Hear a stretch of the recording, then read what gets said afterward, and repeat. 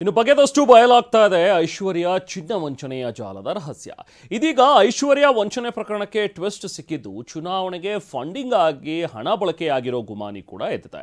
ಮತ್ತೊಂದು ಕಡೆ ಐಶ್ವರ್ಯ ಗೌಡಗೆ ರಿಲೀಫ್ ಸಿಕ್ಕಿದ್ರೂ ಕೂಡ ಕೇಸ್ ಮೇಲೆ ಕೇಸ್ ದಾಖಲಾಗ್ತಾನೆ ಇದೆ. ಬನ್ನಿ ಈ ಬಗ್ಗೆ ಸಂಪೂರ್ಣ ವರದಿ ಇಲ್ಲಿದೆ ನೋಡೋಣ.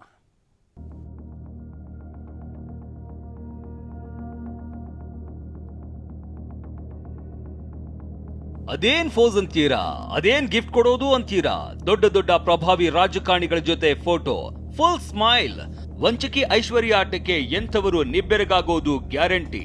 ಆರಂಭದಲ್ಲಿ ಪೊಲಿಟಿಷಿಯನ್ಗೆ ಚಿನ್ನ ಬೆಳ್ಳಿಯ ಗಿಫ್ಟ್ ಕೊಟ್ಟು ಪ್ರಭಾವ ಬಳಸಿ ಚಿನ್ನದಂಗಡಿ ಮಾಲಕಿಗೆ ಕೋಟಿ ಕೋಟಿ ವಂಚಿಸಿರುವ ದೋಖಾ ಪ್ರಕರಣಕ್ಕೆ ಟ್ವಿಸ್ಟ್ ಮೇಲೆ ಟ್ವಿಸ್ಟ್ ಸಿಗ್ತಾ ಇದೆ. ಒಬ್ಬೊಬ್ಬರೇ ನಾಯಕರ ಹೆಸರು ಕೇಳಿ ಬರ್ತಾ ಇದೆ. ಇದೀಗ ವಂಚನೆ ದುಡ್ಡನ್ನೇ ಕಾಂಗ್ರೆಸ್ ಶಾಸಕರೊಬ್ಬರಿಗೆ ಎಲೆಕ್ಷನ್ ಫಂಡ್ ಆಗಿ ಬಳಸಿರುವ ಗುಮಾನಿ ಎದ್ದಿದೆ.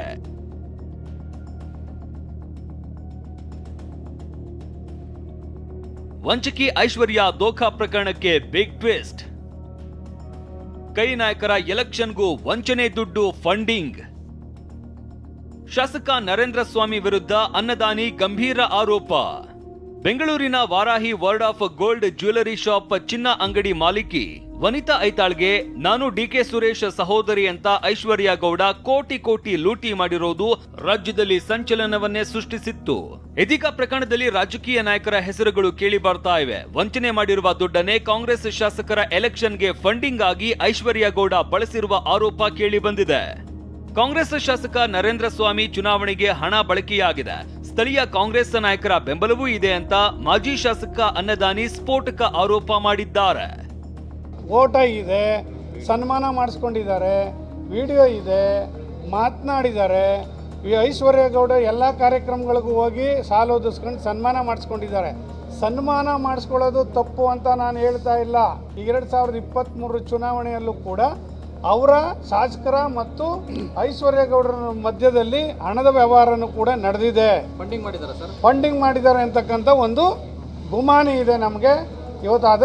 ಇವತ್ತು ಮಾಧ್ಯಮದ ಮುಖಾಂತರ ಹೇಳ್ತಾ ಇದ್ದು, ಇದಕ್ಕೆ ಸ್ಥಳೀಯ ಕಾಂಗ್ರೆಸ್ ನಾಯಕರ ಬೆಂಬಲದೊಂದಿಗೆ ಈ ವ್ಯವಹಾರ ನಡೆದಿದೆ ಅಂತಕ್ಕಂಥದ್ದನ್ನ ನಾನು ನೇರವಾಗಿ ಆಪಾದನೆ ಮಾಡ್ಲಿಕ್ಕೆ ಬಯಸ್ತಾ ಇದ್ದೆ.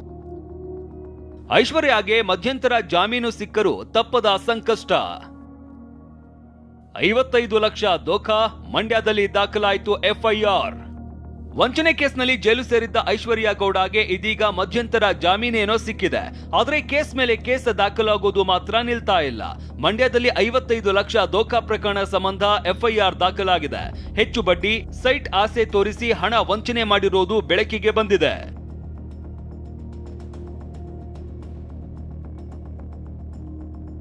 ಇದಿಷ್ಟೇ ಅಲ್ಲ, ಬೆಂಗಳೂರಿನ ಆರ್ ನಗರ ನಿವಾಸಿ ತಿಪ್ಪೇಗೌಡ ಪತ್ನಿ ಶಿಲ್ಪಾ ಗೌಡಗೂ ವಂಚಿಸಿರುವ ಸಂಬಂಧ ಈಗಾಗಲೇ ದೂರು ದಾಖಲಾಗಿದೆ.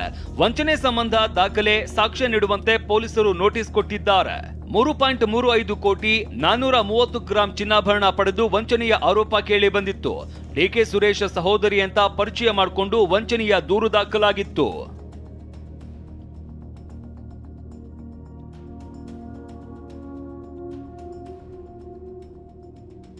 ಗೃಹ ಸಚಿವ ಪರಮೇಶ್ವರ್ ಮಾತನಾಡಿ, ಎಲ್ಲವೂ ಪೊಲೀಸರು ತನಿಖೆ ಮಾಡ್ತಾ ಇದ್ದಾರೆ, ಇದರಲ್ಲಿ ಸರ್ಕಾರ ಭಾಗಿಯಾಗಿಲ್ಲ ಅಂದ್ರು.